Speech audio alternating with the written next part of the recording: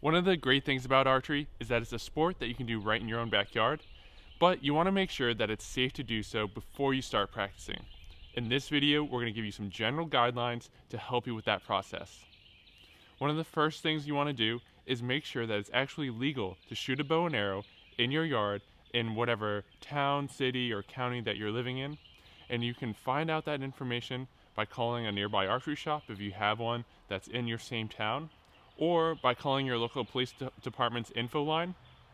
Your county, city, or town's website is another great place to find local ordinances against shooting archery equipment or weapons of any kind.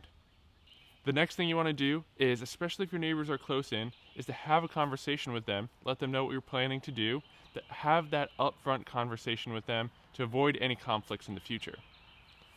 Now you can go ahead and start looking at your yard to determine if you have a safe direction to shoot in and lay out your archery range. So what you want to do is figure out where you want to place your target. Where you want to place your target, if there's a house, a road, a playground, something where there's going to be a lot of people, that's probably not the best place to put it. So think about what's beyond your target, where you're placing it. And you also want to think about a backstop or having some distance beyond your target in case you were to miss. Murphy's Law definitely applies in archery. Whatever can happen will happen, so plan on missing. Even if you're a great archer, misses happen, equipment failures happen, so keep that in mind, especially with the many thousands of arrows you're probably going to be doing in your own backyard. A good rule of thumb for distance beyond the target, let's say you're shooting 30 yards at your home range, you want to have 25 yards beyond that target. And if you're not able to have that much space, you can have a physical barrier like a large backstop. You can hang carpet behind your target, something to stop your arrows.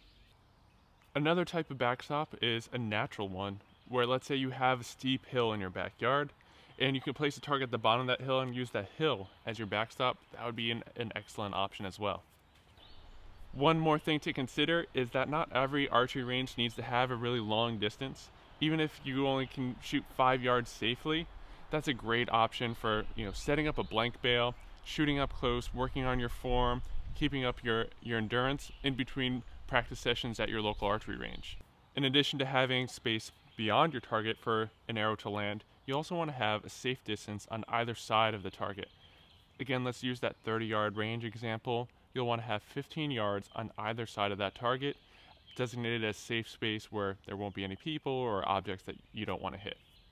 Shooting at a small block target like the one behind me, where it's set on the ground and you're standing up, shooting at a downward angle to it, that is a really safe way to shoot. Shooting at downward angles keeps those arrows heading into the ground and prevents them from going very far.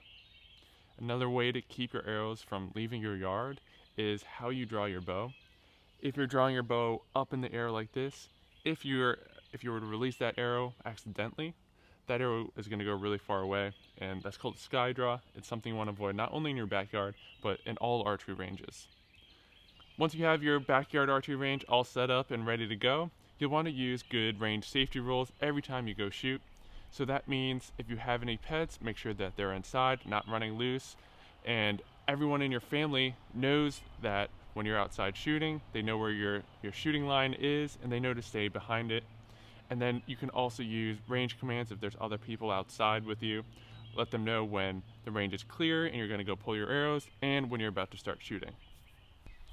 If you still have any lingering questions of whether or not your backyard is safe for archery, what you can do is you can snap some photos, bring them into your local archery shop, talk it over with the experts there, and they'll help you determine where you should place a target if your backyard is safe, and walk you through that whole process and even help you pick out a target. I hope these guidelines have been really helpful for you guys. Again, use your good judgment and be safe out there.